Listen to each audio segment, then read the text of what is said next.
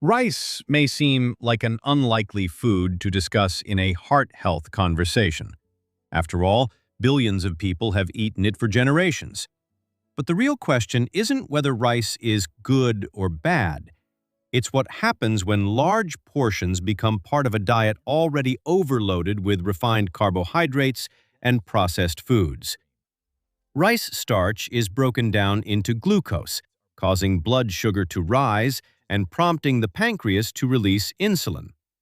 In metabolically healthy people, that response is normal. The concern grows when frequent blood sugar spikes occur alongside excess calories, inactivity, and insulin resistance.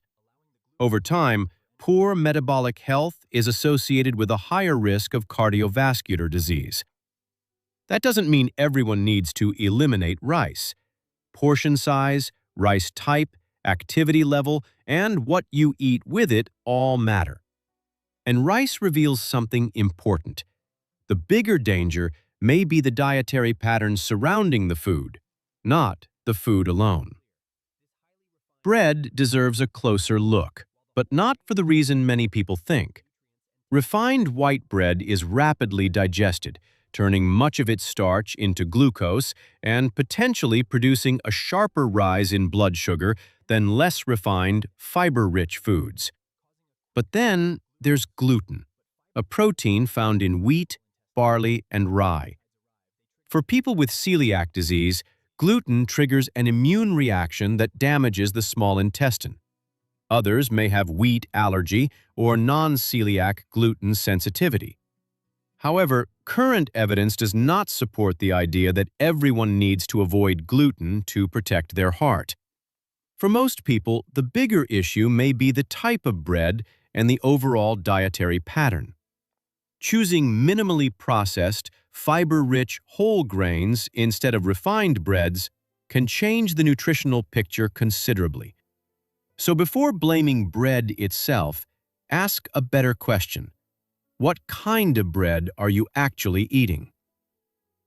Alcohol creates a different challenge for your heart because much of the burden begins in the liver. Picture the liver as a metabolic processing center.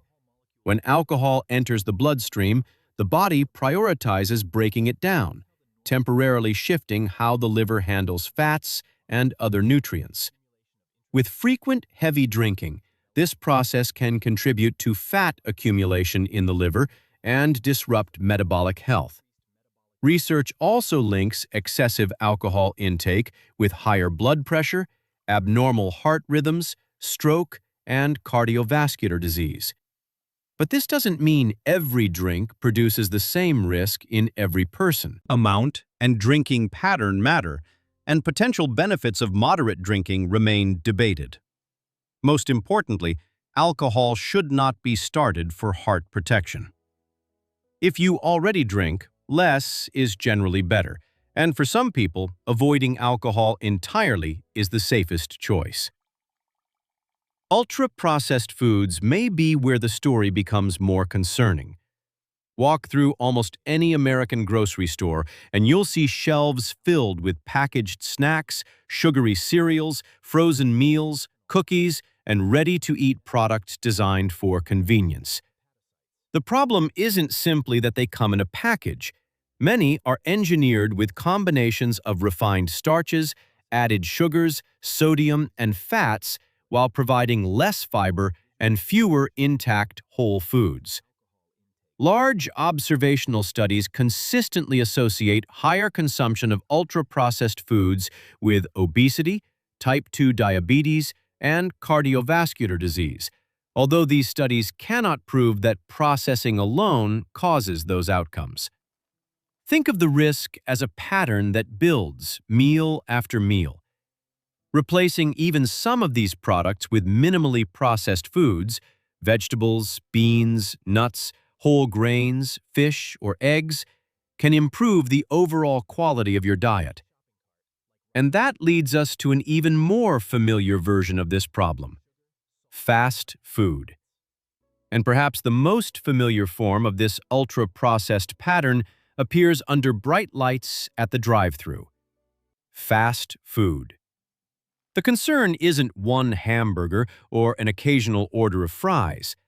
It's the combination that often comes with the meal: refined buns, fried potatoes, sodium-heavy sauces, added sugars, and a large, sugary drink. Together, these foods can pack substantial calories while offering relatively little fiber, making it easier to consume more energy than your body needs. When this pattern becomes routine, research links it with weight gain, poorer blood sugar control, high blood pressure, and other cardiovascular risk factors. You don't have to swear off fast food forever. Frequency, portion size, and what you order matter.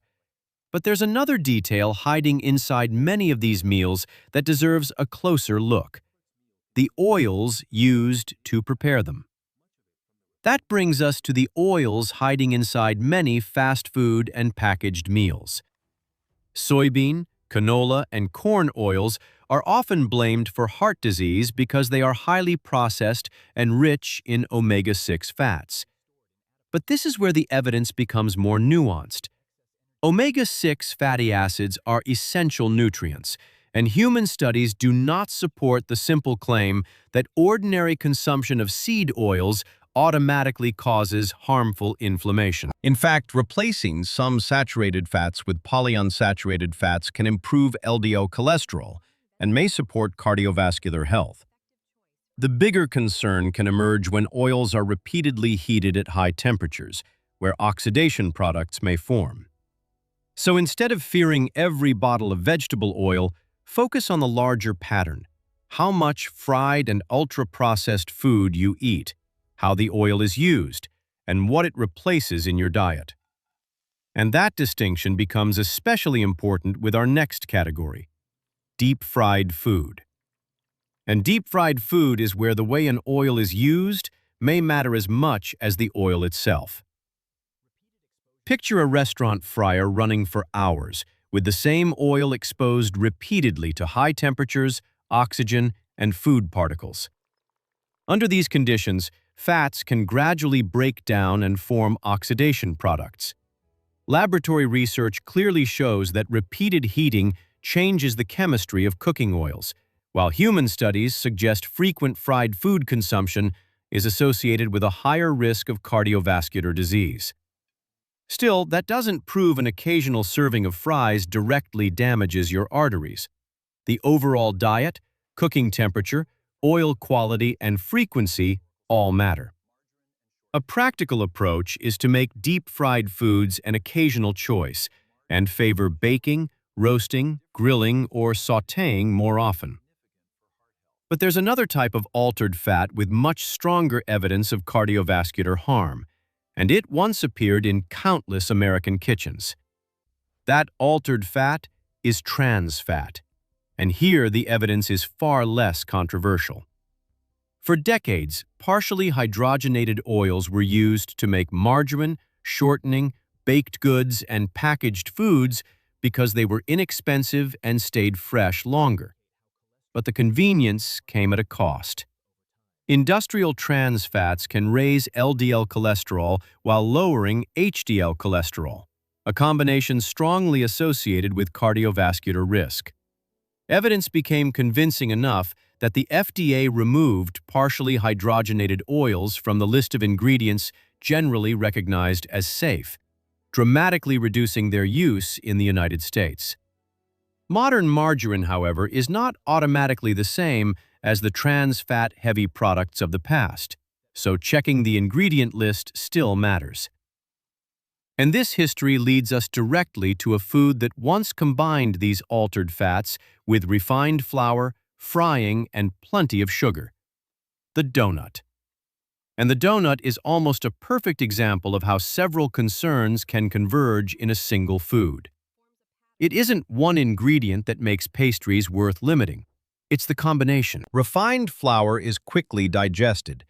Added sugar increases the calorie load, and many donuts are fried, creating an energy-dense food that is easy to eat quickly but offers relatively little fiber or lasting fullness.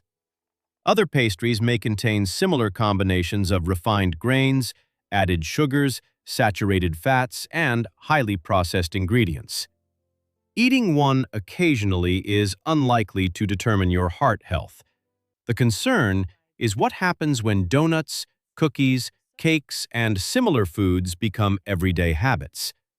Over time, that pattern can contribute to excess calorie intake, weight gain, and poorer metabolic health. And hidden inside nearly every food in this category is the ingredient that brings our entire journey together: added sugar. And that ingredient, added sugar, brings us to the heart of the story. Unlike the natural sugars packaged with fiber and nutrients in whole fruit, added sugars can enter the diet in large amounts through soda, sweet tea, desserts, sauces, cereals, and countless packaged foods.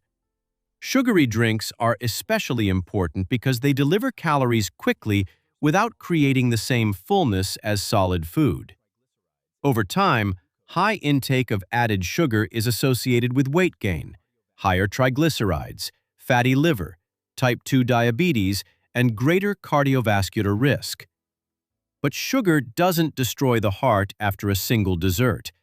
The danger is the pattern: how much you consume, how often, and what the rest of your diet looks like.